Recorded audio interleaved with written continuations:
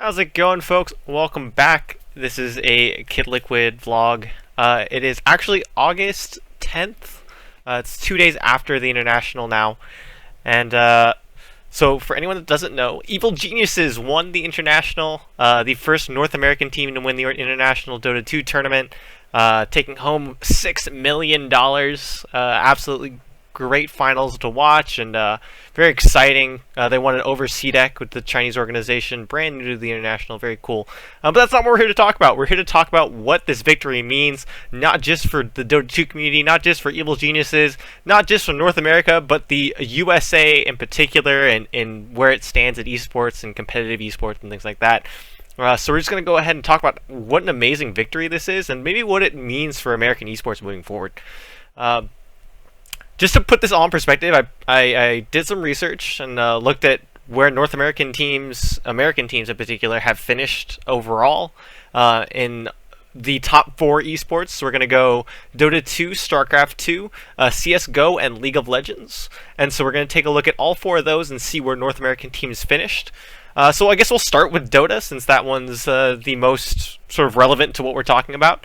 Of course, Evil Geniuses did win the Dota 2 Asian Championships as well earlier this year in January. And that's also when Samil and AUI joined the team. Those are 2 big names from that team, if you remember. If you did watch the Dota 2 or you followed Dota 2 scene at all. Samil is really the star of that team. And so both of those 2 joined the roster in January. And that's when they've gone on this tear of sort of all these big wins. Before that, though, their last win was in October 2014. So this is before Samil and AUI. October 2014, October of last year, at the Asus DreamHack Season 2. And they won about $115,000. So quite a bit of money, but nowhere near the $6 million that they won before. Before that, the best team, the only North American team to win a premier tournament before Evil Geniuses was we're gonna look at KidLiquid in October of 2012 for the Dota 2 League Season 5, and yeah, that's a big difference there. So that's the last North American team other than Evil Geniuses to win a tournament, and even then, KidLiquid is sort of European owned, but they did have North American players at the time. I think they had 1 Canadian, and the rest were American, or yeah, from the USA or United States. Looking at sort of just the international, the best finish for a North American team, again, was EG at last year's international, so TI4. They got 3rd place. Before that, the best placings were Cloud9 at TI4 as well. And that's going to be 5th to 6th place finish. But again, that's a North American owned organization, not North American players. The last team that had mainly North American players before Evil Geniuses, their highest finish was going to be KidLiquid at TI3 with 7th to 8th place. So quite a big jump there as well. Dota 2, other than Evil Geniuses, there's really no North American team owned by North American organization, or even with North American players, that's really performed at a high level. Or I mean, once you get to this point, it is a high level, but I mean, they haven't really finished or won tournaments or really did anything of significance other than Evil Geniuses. Talk about StarCraft 2 now. We'll just move on to StarCraft 2. The last North American victory by a North American player was going to be, or at a premier tournament, is going to be Huck. So we're going way back here. Huck, October 2011 at MLG Orlando.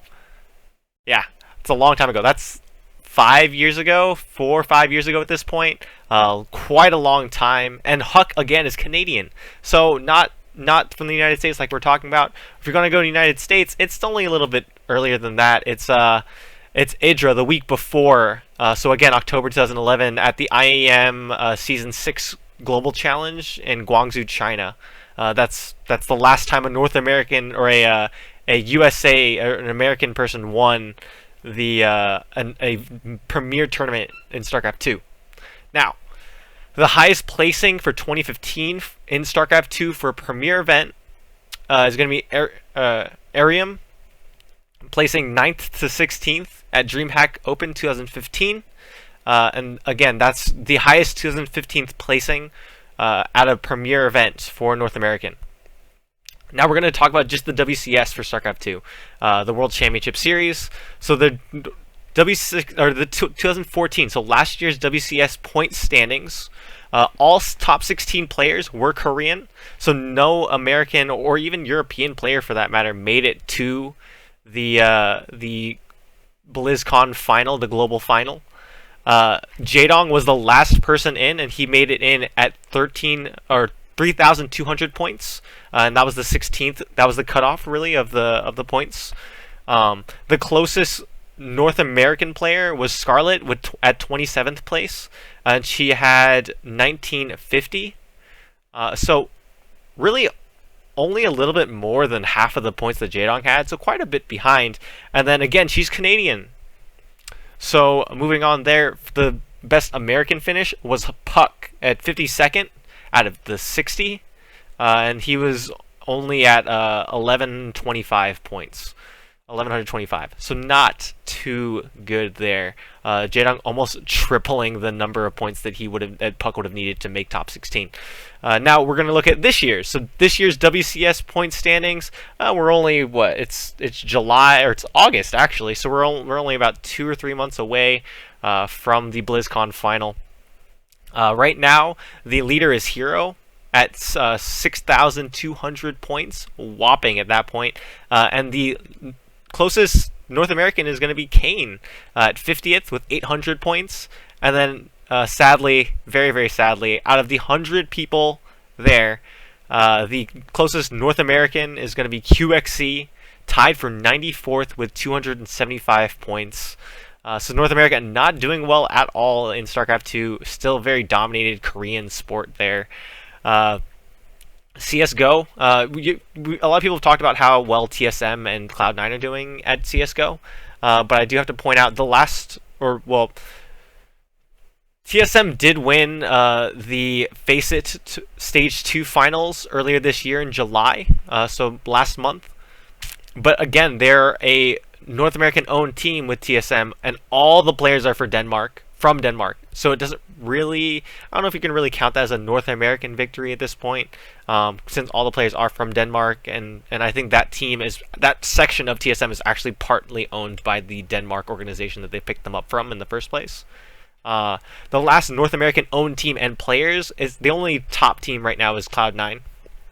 And they've gotten second place at their highest finish was second place at the July 15th Electronic Sports World Cup.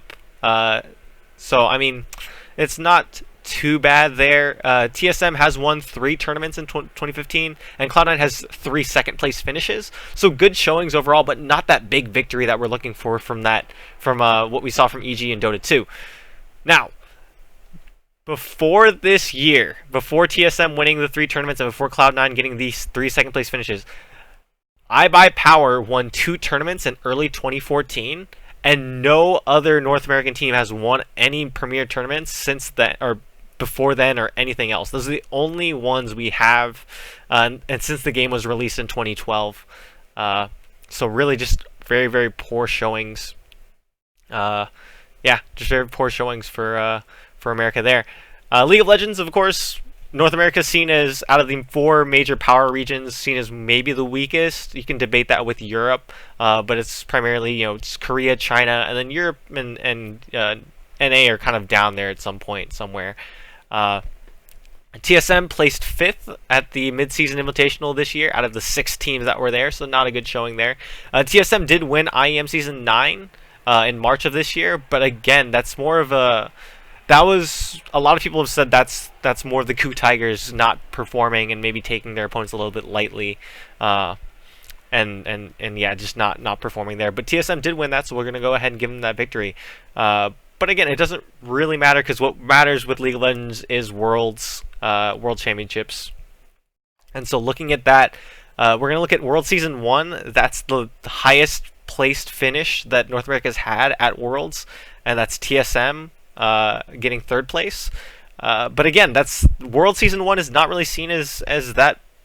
It's seen as an important event, but I mean, there's no Asian teams there, so it's a little bit farce at this point to call that the highest place finish. So we're gonna go ahead and move to Season 2, 3, and 4. We had North American teams finish 5th through 8th throughout all of those, that's the highest place finish. So TSM finished 5th through 8 at Season 2. Cloud9 did it at Season 3, and then both Cloud9 and TSM did it last year at Season 4. So again, 5th to 8th place finish is really the highest we've gotten there. So looking at all that numbers, we've really never had, since this resurgence of esports, never really had that big North American victory at a world championship. And so for EG to win this championship with the prize pool that they did win, with it being one of the biggest prize pools, or probably the biggest prize pool in the history of esports. With ESPN doing all the coverage that they were doing, with everything being shown on SportsCenter, and all this, it's just this huge victory. And so what does all of this mean for North American esports? I think it gives a little bit of hope. You always talk about the foreign hope, and most of the time that foreign hope is anyone not Asian. So it includes Europeans and everything like that, and that becomes the foreign hope. But now we have this. We have evil geniuses. We have this squad that can take on anyone in the world and be a favorite and have a very, very good shot to win. I think that's huge for the North American scene. I think that's going to draw a lot more people in. It's going to reinvigorate sort of that Dota 2 scene. And I've always talked about how I really praise Valve and I praise the International for keeping it in Seattle, for keeping the International as big an event as that is, and as big as the prize pool as they have, as much money is being put into that. I'm amazed and very, very sort of grateful that Valve has kept the International in Seattle, in North America. And I've thought this for a couple of reasons. I think that